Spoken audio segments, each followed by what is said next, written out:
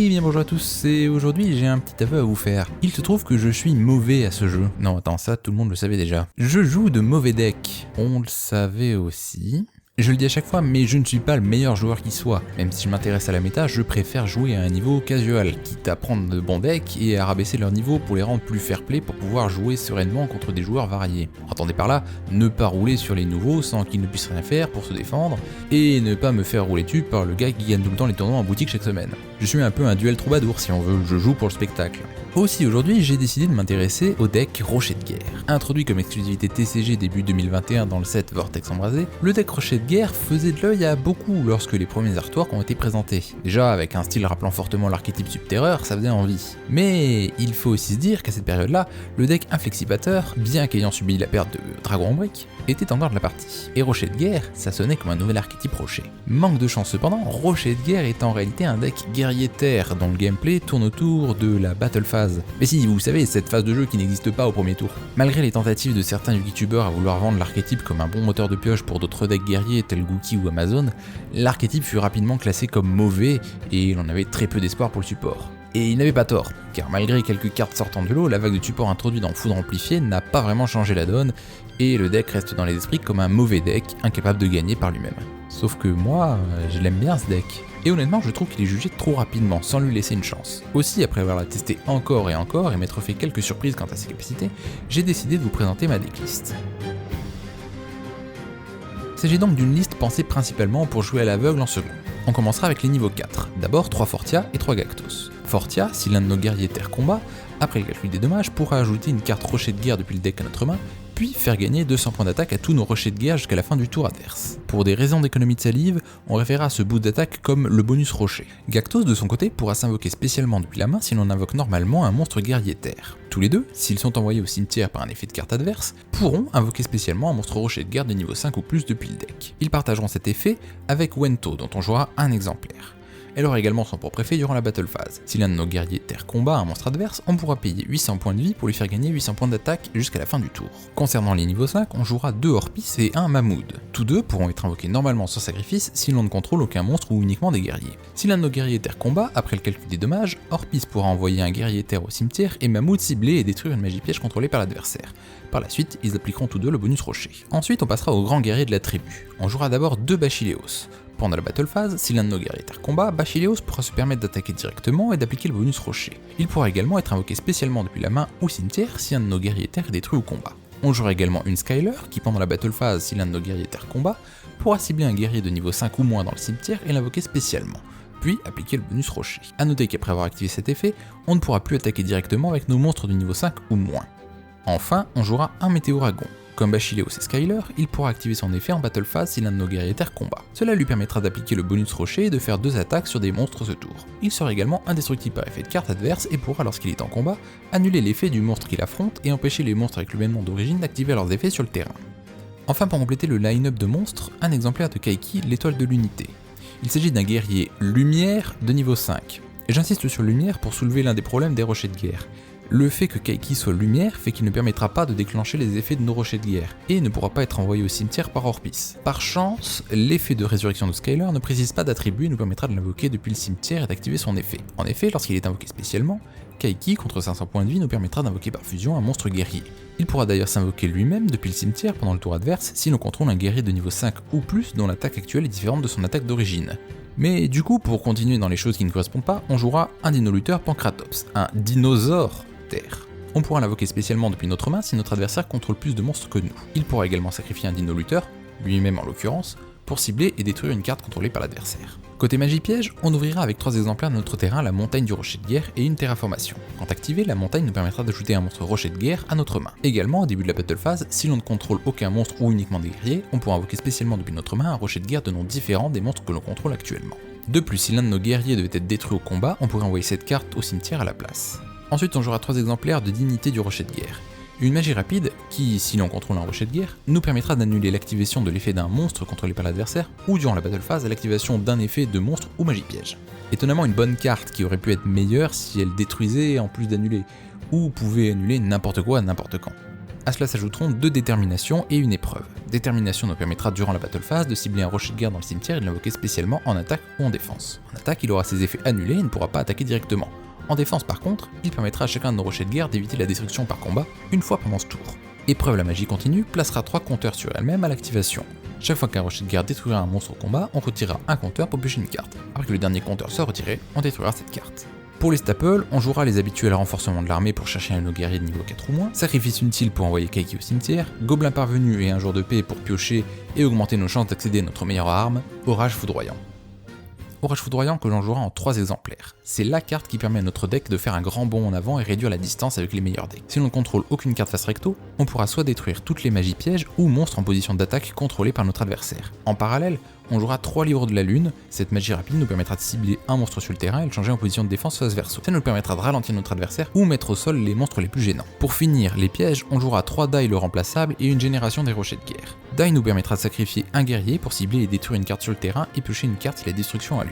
Enfin, génération nous permettra durant la battle phase, si notre adversaire contrôle plus de monstres que nous, d'invoquer un rocher de guerre directement depuis le deck. Si cet effet est activé pendant son tour, tant que l'on contrôle le monstre invoqué par cet effet, les monstres adverses, s'ils attaquent, seront forcés d'attaquer le monstre que l'on a invoqué. Pour l'extra deck, c'est compliqué. On jouera un Shura, 2 Idaten et un Guilty Gearfried. Ce seront nos cibles à invoquer avec Kaiki. Shura pourra pendant la battle phase faire tomber à 0 l'attaque des monstres contrôlés par l'adversaire. Et une fois par combat, si un monstre en combat un autre, il pourra faire gagner à chaque monstre une attaque de 200 fois leur niveau durant le calcul des dommages. Si ce monstre invoqué par fusion est détruit par l'adversaire, on pourra invoquer Idaten depuis l'extra deck. Idaten, lorsqu'il est invoqué par fusion, pourra ajouter à notre main un guerrier de niveau 5 depuis le deck. On pourra défausser des cartes pour lui faire gagner 200 points d'attaque par carte défaussée, et une fois par combat, pendant le calcul des dommages, s'il combat un monstre de niveau égal ou inférieur, il pourra faire tomber ce monstre à 0 d'attaque. Guilty Gearfried, lui, s'il est invoqué en utilisant uniquement des monstres sur le terrain, pourra attaquer 2 fois par battle phase, et s'il est ciblé par un effet de carte, il pourra annuler cet effet et détruire une carte sur le terrain. De plus, s'il combat un monstre adverse durant le calcul des dommages, on pourra bannir une magie de notre cimetière pour lui faire gagner une attaque égale à sa défense actuelle jusqu'à la fin du tour. On jouera aussi 2 numéro 41 Bagooska. En attaque, il ne pourra pas être détruit par effet de carte, et en défense, forcera tous les autres monstres face recto à passer en défense et annulera leurs effets activés sur le terrain. Histoire d'ajouter quelque chose d'un peu nouveau, on pourra également inclure dans notre extra deck un exemplaire de Raten, le général céleste. Il s'agit d'un Link 3 introduit dans l'Aube de l'éternité, qui s'avère être un guerrier terre. Son premier effet nous permettra durant la stand-by phase de cibler un monstre qu'il pointe et d'invoquer depuis notre main un monstre de niveau 4 ou moins du même type. Également, au début de la battle phase, il pourra cibler une carte contrôlée par l'adversaire et la détruire. A cela s'ajouteront 2 spadassins des flammes féroces pour booster tous nos guerriers et une Aoussa la charmeuse de la terre. Ensuite, dans la mesure où on aurait dans notre side quelques exemplaires d'absorbeurs d'attaque, un guerrier terre synthoniseur, on pourrait jouer Bête et Barkion Naturia, l'un pour prévenir des magies, l'autre des pièges. Enfin, pour compléter l'extra deck, je suggérerais des Xyz et Link génériques, comme Dragon de la Tornade pour détruire des magies pièges, Cowboy Kagega pour gagner autant, et on peut aussi penser à inclure Isolde comme option pour invoquer absorbeur d'attaque, si l'on side également une magie d'équipement ou deux. Bref, si je suis plutôt sûr de mon main deck, l'extra deck c'est un peu une zone obscure et théorique. Mais en l'état, j'ai beau creuser, j'ai du mal à trouver de meilleures options que des choses très génériques. Mais passons au combo. Et cette fois quelque chose d'un peu différent. Le plafond étant assez bas en termes de combo, et vu qu'on est sur une version second à l'aveugle, je vais plutôt vous montrer comment se sortir de situations techniques comme celle-ci. En l'occurrence, notre adversaire a accès à une Omni Negate, de multiples négations d'effets de monstre, un effet livre de la lune globalisé et une magie piège inconnue. Situation compliquée, n'est-ce pas? Non, car j'ai une solution en 3 étapes. Il vous suffit simplement d'avoir ces 2 cartes en main. Étape 1, vous activez le livre de la lune en ciblant l'Omni Negate. Il annule ou leur monstre est placé face verso. Étape 2, activez Orage foudroyant et détruisez tous leurs monstres. Étape 3, gagnez.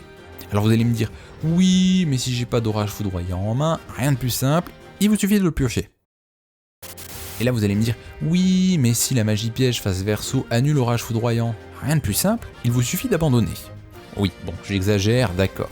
Mais comme j'ai dit précédemment, orage foudroyant est notre meilleure arme, et si on a l'occasion de faire passer son effet, il faut la saisir.